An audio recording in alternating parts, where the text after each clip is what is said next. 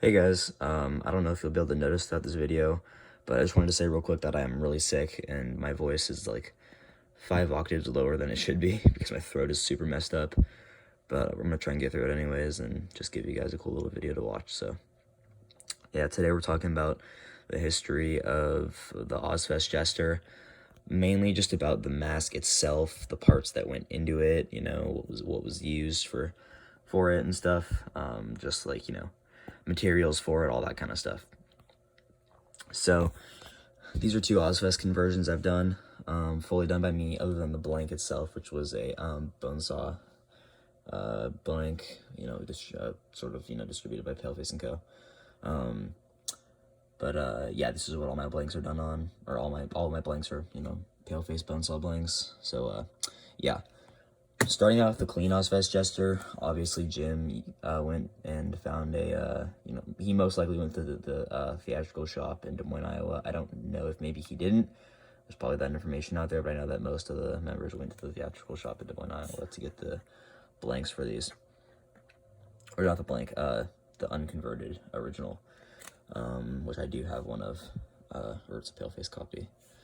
Now, real quick, I'd like to say that pretty much the only things I'm not happy with on this conversion are this little bump in the lip, which wasn't meant to be there, and the fact that I didn't airbrush the eyes. I did some red airbrushing around it, but then my airbrush, something went wrong with it, and I had to brush paint in the rest, as well as brush paint the black, and I don't like how that looks. I did that with this one as well, but you can't really even tell because of the weathering. I would say that this conversion is spot on, for sure. Like, I spent quite a while on this conversion. I think I did well on it. Anyways, back to the history of the mask and all that. Obviously, Jimmy took it, went to VKen, and had him go and do the strapping and leather work and all that on this guy. So with this, I'm using, for the zippers, obviously I did a video on this, YKK number 10 zippers, 6mm rivets, and for the mouth, that's what most mouth rivets for slipknot masks are. And then on all these rivets up there. On here, I believe I actually use like 8mm. I think you're actually supposed to use 9mm.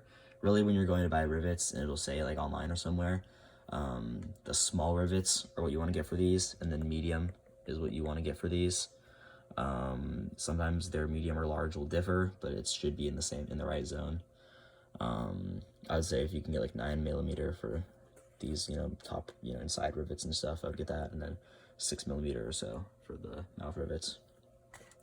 As for the straps, something that I definitely see a lot of people get wrong, and what I did wrong for a long time, is not using the correct sizes. Those, all the way to the back were all different sizes of leather. There are three sizes. There's 1 inch, 3/4 inch, and 1/2 inch. The top strap, this centerpiece, the side straps were all 1 inch. These side straps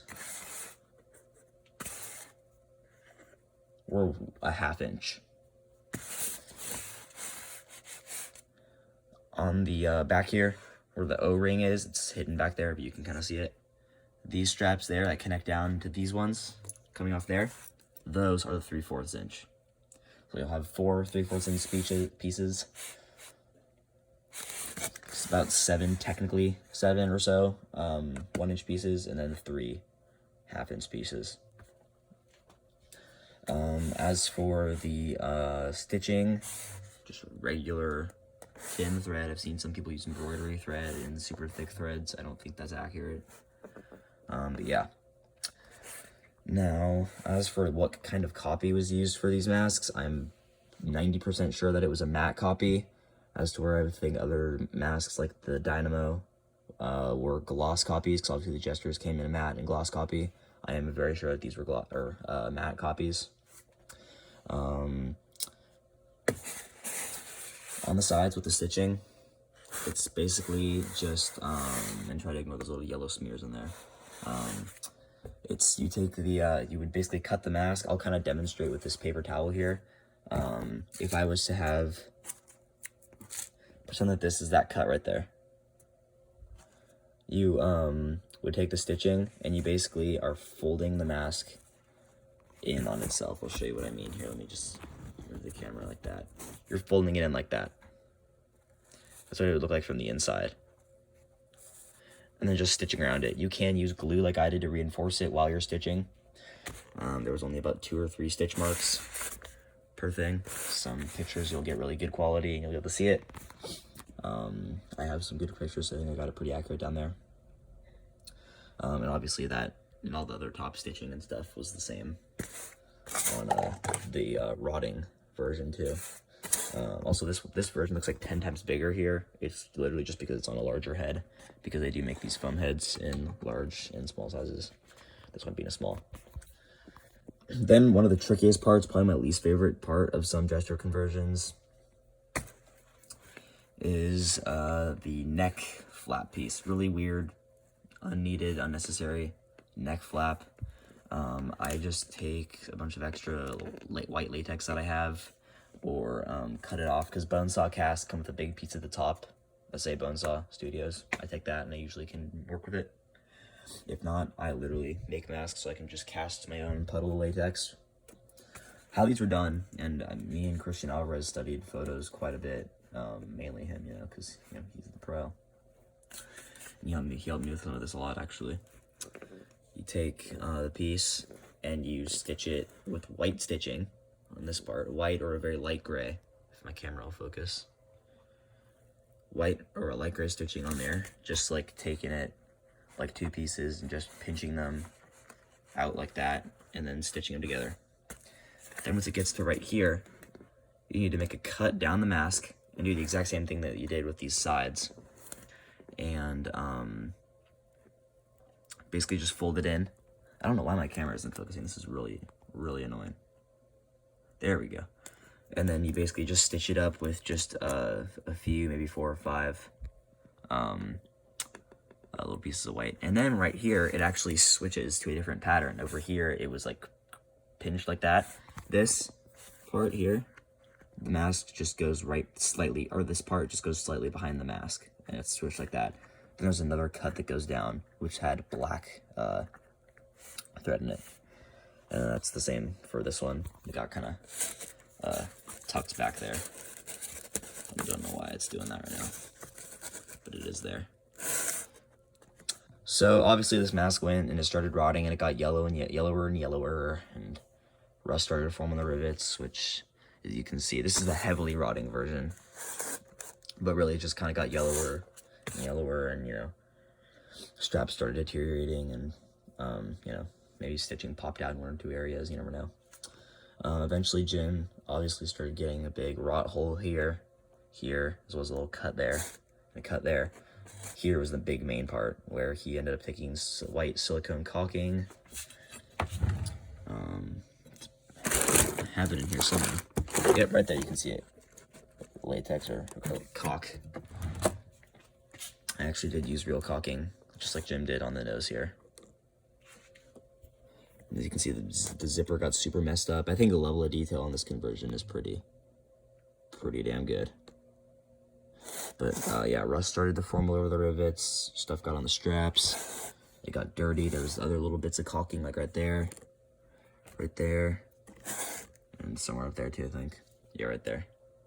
Mainly on the nose though, because obviously Jim just kind of took the silicone caulking and decided to put it on there. But yep. Obviously, this is the exact same mask, so all the strapping and stuff's the same.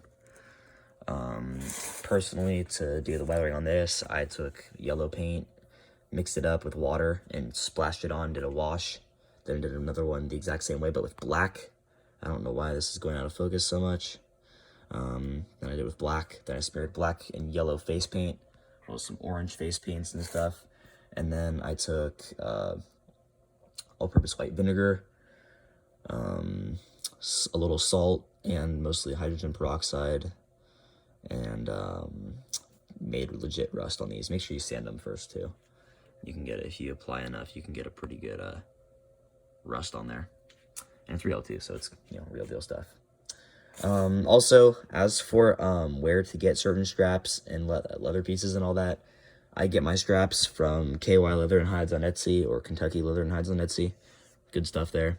Same for the rivets. You can probably find rivets at some craft stores too. Maybe Weaver Leather. Also, at Weaver Leather, you can buy these buckles. They are very, very close and accurate to what Jim used. Some of the closest you can get, actually. And, yeah, basically, something else to notice, or to note, is that, with these straps, you need 2 types of buckles for this. The 1-inch straps will need, a 1-inch buckle, and the 3/4 inch straps will need a 3/4 inch buckle. So it's not rocket science, you know, just the strap size goes with the buckle size. So, yeah, do with that what you will. And I hope this information helped. I know this is information I would like to have a long time ago. But, yeah, there you have it. And I'll see you guys next time.